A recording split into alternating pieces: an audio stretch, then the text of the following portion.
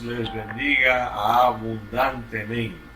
Vamos a darle comienzo. Estamos en el capítulo 1 y el versículo 5. Dice, y de Jesucristo, el testigo fiel, el primogénito de los muertos y el soberano de los reyes de la tierra, al que nos amó y nos lavó de nuestros pecados con su sangre. Comenzamos con la primera expresión, y de Jesucristo. ¿Quién es Jesucristo? Muchas personas, y quizás el 99.9%, conocen el nombre Jesucristo, pero realmente no saben quién es Jesucristo. Jesucristo no es un hombre común y corriente. Tampoco es un hombre extraordinario. Es mucho más que eso. Vamos a entrar inmediatamente en el versículo. Leemos el texto. Y de Jesucristo, el testigo fiel, el primogénito de los muertos y el soberano de los reyes de la tierra, al que nos amó y nos lavó de nuestros pecados con su sangre. Vamos a comenzar con el primer término. Dice y de Jesucristo. ¿Por qué dice y de Jesucristo? Porque la y enlaza lo que dice el versículo 5 con lo que dice el versículo 4. El versículo 4 dice Apocalipsis 1, 4, 5. Juan, a las 7 iglesias que están en Asia. Gracia y paz a vosotros, del que siquiera y que ha de venir, y de los 7 espíritus que están delante de su trono, y de Jesucristo el testigo fiel, el primogénito de los muertos, y el soberano de los reyes de la tierra, al que nos amó, y nos lavó de nuestros pecados con su sangre, y de Jesucristo. Entonces la pregunta que surge es, ¿quién es Jesucristo? Yo le decía que mucha gente, 99.9% le preguntan por Jesucristo y dicen es el Hijo de Dios. Tienen una noción, tienen un conocimiento muy limitado de la persona de nuestro Señor Jesucristo. Pero lo más importante acerca de la persona de Jesucristo lo ignora la gran mayoría. Jesucristo no es un simple hombre, ni es tampoco simplemente un hombre extraordinario, es mucho más que eso. Jesucristo es Dios mismo que se hizo carne. En 1 Timoteo, capítulo 3, verso 16, dice que grande es el misterio de la piedad. Dios fue manifestado en carne. ¿Cuándo Dios se manifestó en carne? Cuando Jesucristo nació. En San Juan capítulo 1, verso 14 dice, y aquel verbo se hizo carne y habitó entre nosotros y vimos su gloria, gloria como del unigénito del Padre, lleno de gracia y de verdad. Vimos su gloria, dice el apóstol Juan, que es el autor de este evangelio. Y él se está refiriendo a lo que pasó en el monte de la transfiguración, donde dice la palabra, por ejemplo en Mateo capítulo 17, que ellos subieron al monte y el Señor se transfiguró, sus vestidos, su rostro se volvió resplandeciente y se aparecieron junto con él 2 grandes profetas. Se apareció Moisés y se apareció Elías, y el resplandor allí en el monte era tan grande que Pedro, Jacobo y Juan, que estaban con ellos, quedaron asombrados. Lógicamente cualquiera pues da gritos de alarido, de admiración de lo que estaba pasando entonces. Mateo capítulo 17, 4. Entonces Pedro dijo a Jesús, Señor, bueno es para nosotros que estemos aquí. Si quieres, hagamos aquí 3 enramadas. Una para ti, otra para Moisés, y otra para Elías. Una para ti, una para Moisés y una para Elías. qué bueno es para nosotros estar aquí, decía Pedro.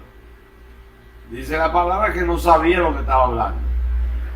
Y entonces en ese momento una voz del cielo se escuchó que decía: este es mi hijo amado, en que tengo complacencia, escúchenlo a él. Entonces, a eso es que el apóstol Juan se estaba refiriendo cuando dice: y vimos su gloria, gloria como del unigénito del Padre.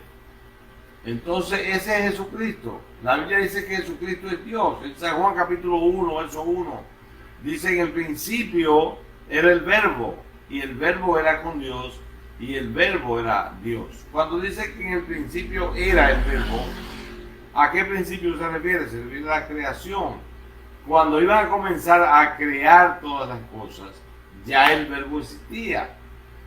Lo que quiere decir que él no es parte de la creación. De por sí, en el verso 2 del mismo 2 y 3 del Evangelio de San Juan, nos dice eso mismo, que todas las cosas por él fueron hechas, y sin él nada de lo que ha sido hecho fue hecho. Nada de lo que ha sido hecho sin él fue hecho. O sea, lo hecho, todo lo hecho, fue hecho por él. No hay ninguna obra de parte de la creación que haya sido exenta. O sea, todo lo creado lo hizo él. Y si él hubiera sido creado, entonces no se podría decir eso. Tendría que decirse: todo lo que fue creado, él lo hizo, menos a sí mismo. Indicando entonces que él también es creado. Pero él es Dios desde la eternidad. En el mismo capítulo 17 de San Juan, verso 5, el Señor Jesucristo dice: Padre, glorifícame con aquella gloria que tuve contigo antes de que el mundo existiera. Y en el Romanos capítulo 9, verso 5, el apóstol Pablo dice que Él es Dios sobre todas las cosas, bendito por los siglos. Entonces, está claro en la palabra que eso fue que Dios le dio a Jesucristo la revelación. O sea, cuando Jesucristo vuelve a ser Dios, porque Jesucristo dejó de ser Dios para convertirse en hombre. Pero eso es lo que la palabra dice. Usted se lee, por ejemplo, en Filipenses capítulo 2, y a partir del verso mental de nuestro Señor Jesucristo. Usted se puede leer el capítulo 13 y el verso 32, Marcos 13, 32, donde le va a hablar de limitación mental que tenía nuestro Señor Jesucristo. Dice así: pero de aquel día y de la hora nadie sabe, ni aun los ángeles que están en el cielo, ni el Hijo, sino el Padre. En su condición humana, Jesús tenía limitación de conocimiento.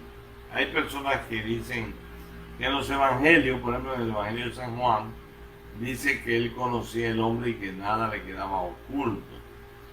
Pero ese poder era una manifestación del Espíritu Santo en él. Y el Espíritu Santo le iba a revelar lo que se le podía revelar en su humanidad. Porque si el Espíritu Santo le daba a él todo el poder divino, pues entonces no tenía gracia. Uno de 40 días. Entonces también vivió una vida de oración que nosotros lo podemos ver a lo largo de los evangelios, que él sabía amanecer orando. Era un hombre de oración y de ayuno. Entonces eso le daba la presencia del Espíritu, porque la presencia del Espíritu Santo se busca y se encuentra.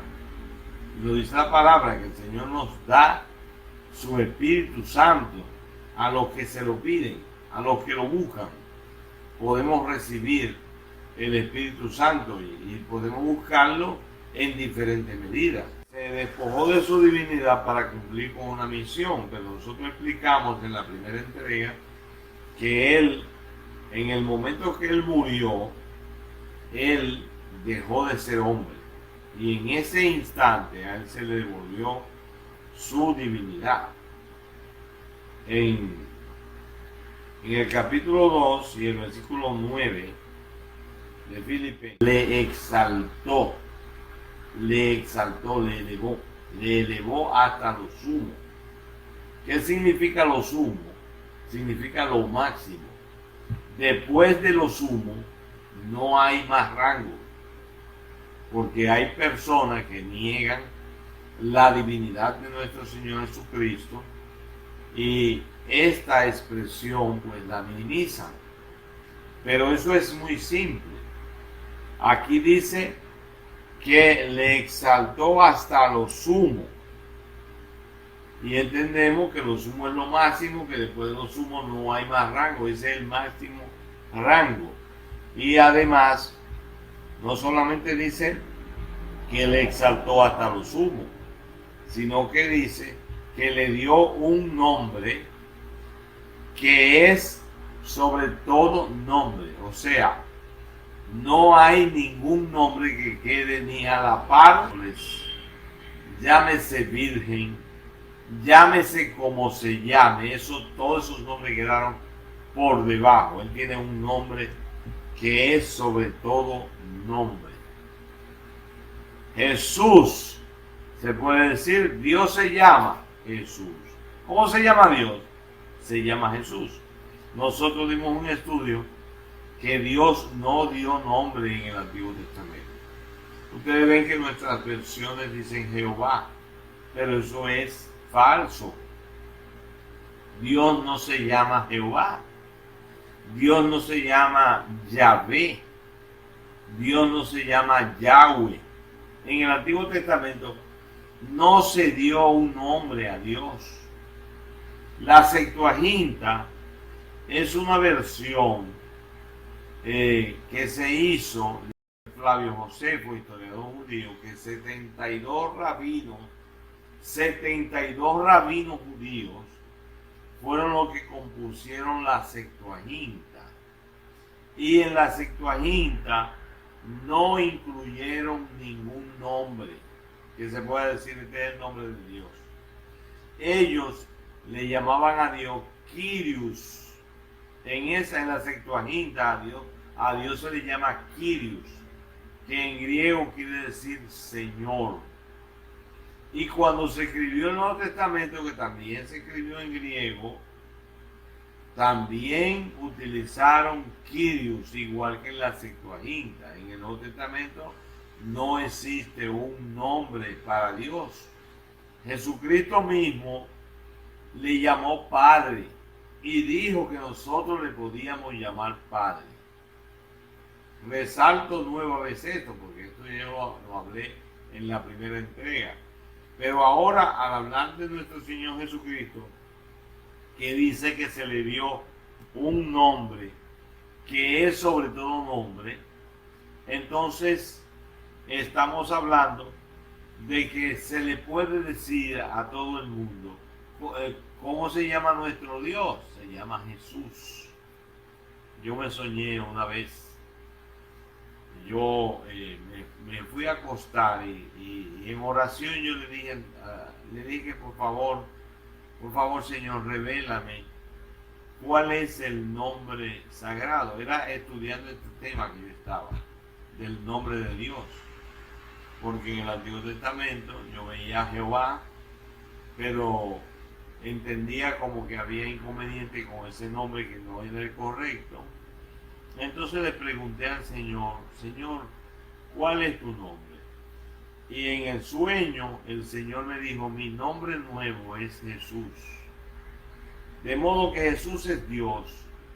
Y usted puede decir que, ¿cómo se llama Dios? Dios se llama Jesús. Si usted quiere decirlo en hebreo, porque en español nosotros le hemos agregado la significación. Jesús, Salvador. Porque en el Evangelio de Mateo, capítulo 1, de versos 21 en adelante, vamos a encontrar que Jesús significa Salvador. Pero en realidad usted le busca la etimología a la palabra Jesús y no va a encontrar que significa Salvador. Pero en hebreo sí, en hebreo Jesús, la etimología de la palabra es Salvador. De modo que en hebreo sí, Yeshua significa Salvador. Y en Israel, usted busca en hebreo el nombre de Jesús y se lo va a traducir por Yeshua. Y los cristianos de Israel y los escritos cristianos de Israel utilizan Yeshua. Hay quienes han puesto Yahshua, pero es incorrecto. Después hablaremos de eso.